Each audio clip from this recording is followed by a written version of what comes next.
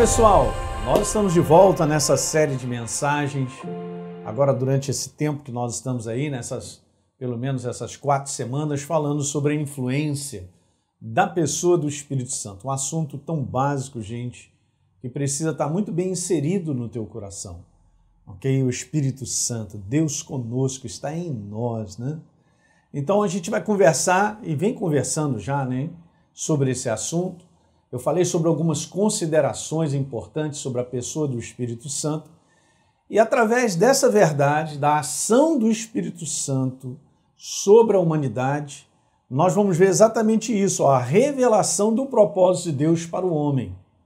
É interessante, né? A gente vai ver essa revelação justamente, como eu coloquei aqui, na demonstração dos livros do Novo Testamento, né? O Novo Testamento ele chegou porque uma igreja, ela nasceu na obra de Jesus na cruz do Calvário.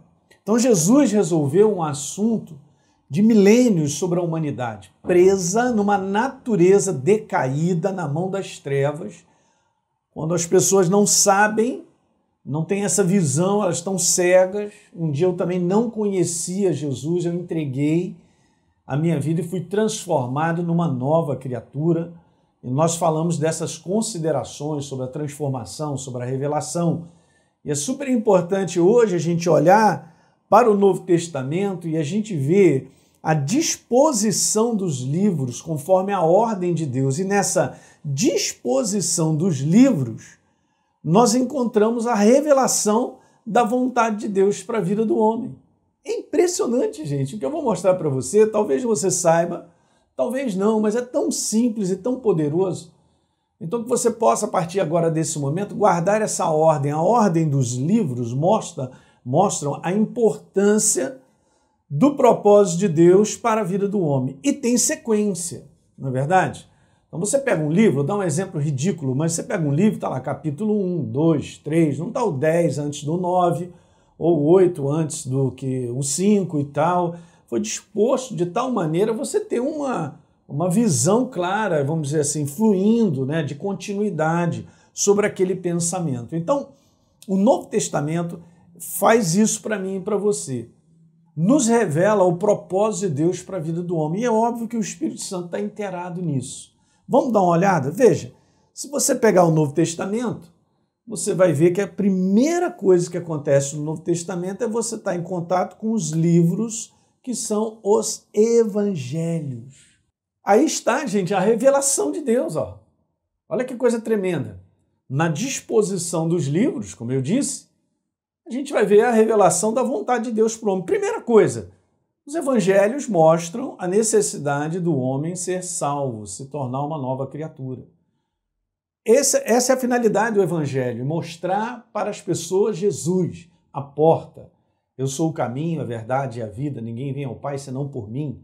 Ele é a salvação, é aquele que salvará, né? E nós fomos transformados, não tem como, gente, não tem como andar com Deus se não se tornar nova criatura. Lembra que eu falei sobre isso? Falei sobre a importância de Jesus dizer para Nicodemos lá, cara, importa nascer de novo. Se você não nascer de novo, você não vê o reino de Deus. Se você não nascer da água e do Espírito, você não pode entrar no reino de Deus. Então está muito claro a disposição dos livros com a vontade, a revelação da vontade de Deus para a vida do homem. Beleza, então agora eu me tornei uma nova criatura, pastor, é mesmo? Então agora, olha só o que o próximo livro mostra para nós. Mostra que a nova criatura, ela precisa ser cheia do Espírito Santo. E, gente, isso aqui é como se fosse uma caminhada, uma jornada.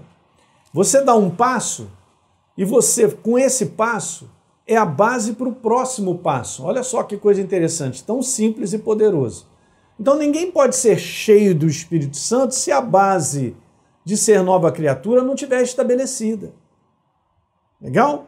Então você será cheio do Espírito Santo porque você primeiro é nova criatura. Olha a disposição do livro. Primeiro os evangelhos, depois o livro de Atos. E no evangelho já mostra isso. Que os discípulos nasceram de novo. Jesus sopra no capítulo 20, olha que passagem interessante. Jesus já havia ressuscitado e agora ele pode liberar o Espírito Santo para que eles nasçam de novo. Olha que interessante isso, gente. Isso aqui não acontece antes, mas depois que Jesus ressuscita, Ele aparece para os discípulos e começa a andar com os discípulos e anda durante 40 dias. E está escrito assim em João 20, no verso 21. Outra vez Jesus diz, a paz seja convosco. Ele aparece no meio dos discípulos. Assim como o Pai me enviou, eu também vou enviar vocês. Verso 22, e havendo dito isso, soprou sobre eles e disse-lhes, recebei o Espírito Santo. Olha aí, se tornaram novas criaturas. Daí agora a gente entende de Jesus durante esse tempo dizer para os discípulos assim, ó, espera até que do alto vocês sejam revestidos de poder. Isso em Atos, capítulo 1. E recebereis poder ao descer sobre vós o Espírito Santo. Uma coisa é ser batizado no Espírito Santo, a outra é se tornar nova criatura. As duas são a manifestação do Espírito Santo na nossa vida, gente. Tá legal? Então não dá para confundir, porque a gente vai conversar sobre isso, a diferença do novo nascimento e de ser cheio do Espírito. Mas eu estou te mostrando só a proposta, porque essa proposta está na disposição dos livros do Novo Testamento. Nascer de novo. Beleza? Dei o passo, dei a base do primeiro passo. Agora, com essa base, eu posso esticar a perna e colocar a outra perna. Ser cheio do Espírito Santo. Que legal, né? E aí, qual é a sequência do Novo Testamento em termos de livros? Tem as cartas. As cartas mostram e ensinam a necessidade de nós amadurecermos, de crescermos, para sermos frutíferos. Toda árvore frutifica na maturidade. Ela vai crescendo, crescendo, até um dia dela estar madura, ao ponto de frutificar. O ser humano é a mesma coisa, ele vai crescendo, crescendo, crescendo, até um dia dele dar fruto. Você entende? Então Deus também criou eu e você em Cristo Jesus como novas criaturas para nós crescermos e nós frutificarmos. Mas entenda, ninguém frutifica se primeiro não nascer de novo. Ninguém frutifica se não for cheio do Espírito Santo. Mas pastor, peraí, eu estou entendendo isso aí. Eu sou nova criatura, mas eu não sou cheio do Espírito Santo, que me ensinaram uma opção de coisa e tal, dom de línguas e tal. Você vai ter dificuldade de frutificar. Por quê? Porque está faltando. Está faltando. Olha a ordem que Deus escreveu na sua palavra para que a gente creia que é dessa maneira. Então, eu sou uma nova criatura, eu preciso ser cheio do Espírito Santo e agora eu estou em condição, sendo nova criatura e cheio do Espírito Santo, de crescer na revelação da verdade, que me amadurecerá, que me levará para a maturidade, para frutificar. Gente, esse é o desejo de Deus, essa é a vontade de Deus e o propósito de Deus, manifestado para mim e para você, na disposição dos livros do Novo Testamento. Evangelhos, nascer de novo. Livro de Atos, uma nova criatura precisa ser cheia do Espírito Santo. Depois vem as cartas, que agora eu estou em condição, uma vez que eu sou nova criatura, uma vez que eu sou cheio do Espírito Santo, de poder crescer, frutificar, maturidade. E todos cresçam, amadureçam. Paulo fala sobre isso. Num tempo que a gente era criança e agora a gente não é mais.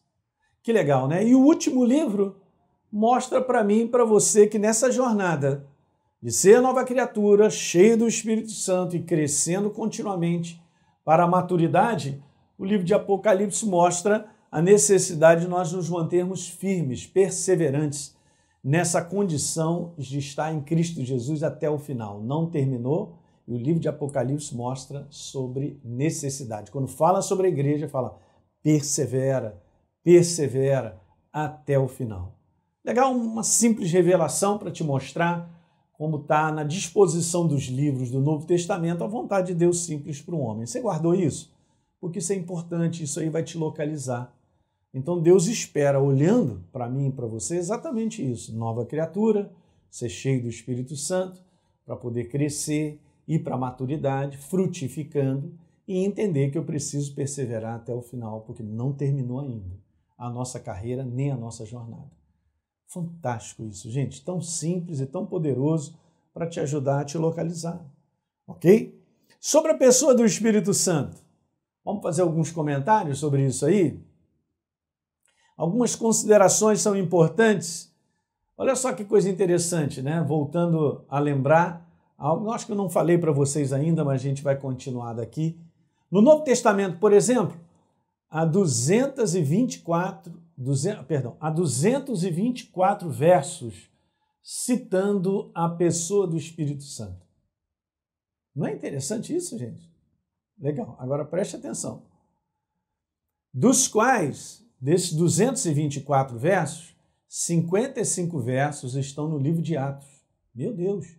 24,5% do total de 224 versos. Só no livro de Atos, gente. 28 capítulos.